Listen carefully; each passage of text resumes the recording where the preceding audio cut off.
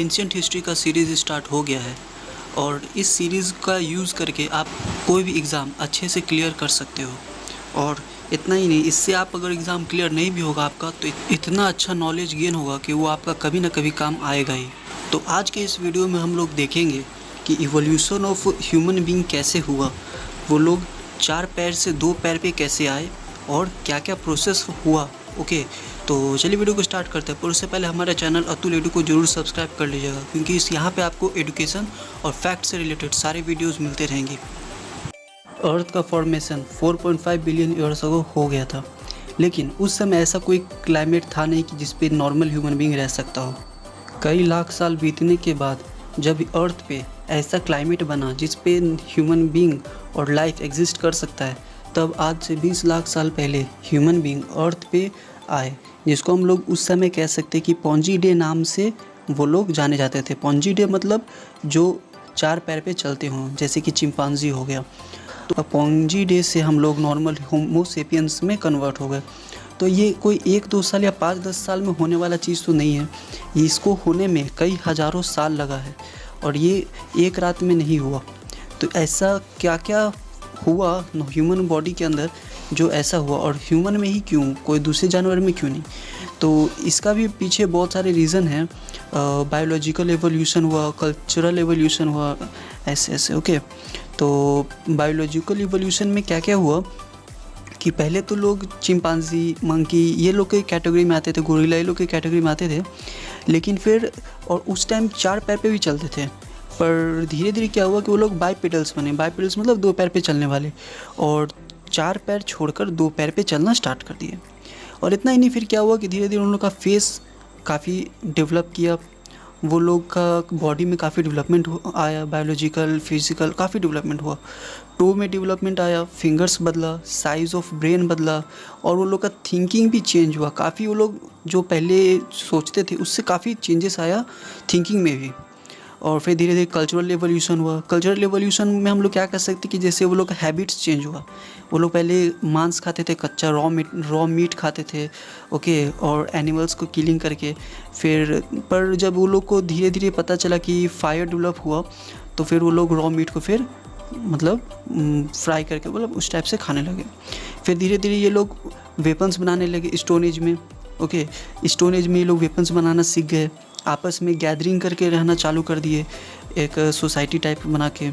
फिर क्या हुआ कि कल्टीवेशन, वो लोग धीरे धीरे क्या हुआ कि कल्टीवेशन करना चालू कर दिए, जिसमें वो लोग खेती ये सब स्टार्ट कर दिए। वो लोग को पता चल गया कि हाँ, इस तरह से करने से हम लोग कल्टीवेट कर सकते हैं। ओके, फिर क्या हुआ, वो लोग एनिमल हस्बेंड्री स्टार्ट कर दी। एनिमल हस्बेंड्री का मतलब होता है सारे जानवरों को एक साथ इकट्ठा करना और उनसे यूज़ करना। ओके, जैसे लाइक डोमेस्टिक एनिमल्स का हम लोग करते हैं। फिर प्लांटिंग ट्रीज़, वो लोग को पता चला कि ये प्लांटिंग ट्रीज़ का ये फ़ायदा है, वो लोग पेड़ लगाना सीखे। ओके, तो वो लोग धीरे धीरे अपने आप को कल्चरली भी डेवलप किए और बायोलॉजिकली वो लोग डेवलप होते गए। पहले सबसे माना जाता है कि जो पहले का जो आदमी था वो सबसे पहले कहाँ देखा गया था, अफ्रीका में। ओके, तो सबसे पहले जो पोंजी-डे करके जो प्रजाति था वो अफ्रीका में पाया जाता था। फिर वहाँ से वो लोग निकल के दूसरे कॉन्टिनेंट्स में बढ़े, ऐसा माना जाता है। और इसका पीछे भी कुछ थ्योरी है, वो आप नेट पे सर्च करके पढ़ सकते हो। ओके, फिर क्या हुआ कि पोंजी-डे से हम सबसे फर्स्ट पोंजी-डे से किस चीज़ में कन्वर्ट हुआ ह्यूमन, तो पोंजी-डे मतलब 4 पेडलर्स, 4 पैर पे चलने वाले। फिर जो 2 पेडलर्स हुए उसको हम लोग होमिनिड बोलते हैं। ओके, होमिनिड मतलब 2 पैर पे चलने वाले। होमिनिड से फिर होमो हैबिलिस बना, होमो हैबिलिस हुआ। उसके बाद फिर क्या हुआ, होमो इरेक्टस हुआ। होमो इरेक्टस से क्या हुआ, होमो सेपियंस बना, जिसको हम लोग चालाक आदमी भी कह सकते हैं।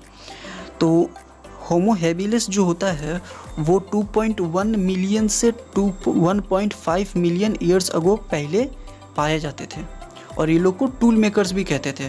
टूल मेकर्स इसलिए क्योंकि ये लोग स्टोन से बने चीज़ का काफ़ी यूज़ करते थे, उससे टूल बनाना सीखे थे, बहुत कुछ वो लोग उसी का यूज़ करते करते काफ़ी मतलब टूल में काफ़ी एक्सपर्ट हो गए थे बनाने में। ठीक है, न्यू चीज़ बनाना सीख रहे थे। होमो इरेक्टस जो कन्वर्जन हुआ बाद में होमो हैबिलिस से, वो पैलोस्टेसियन इनकी 25 जो कि 25,88,000 से लेके 11,700 ईयर्स के बीच का जो ईयर रहा है आज से पहले का, उस समय का लोगों को होमो इरेक्टस कहा जाता था। और उस समय का इम्पोर्टेंस क्या रहा है कि उस समय के जो लोग थे वो अपराइट मतलब स्ट्रेट होके चलना सीख गए थे। उन लोग का बैकबोन में काफ़ी फॉर्मेशन आया था। पहले तो वो लोग 4 पैर पे चलते थे और धीरे धीरे फिर स्ट्रेट होना सीख गए, लेकिन पूरा बॉडी स्ट्रेट नहीं काम करता था। पर जो होमो इरेक्टस जो कन्वर्जन हुआ है उस समय उस समय के लोग जो थे वो पूरा स्ट्रेट चलना सीख रहे थे, काफ़ी सीख गए थे काफ़ी हद तक।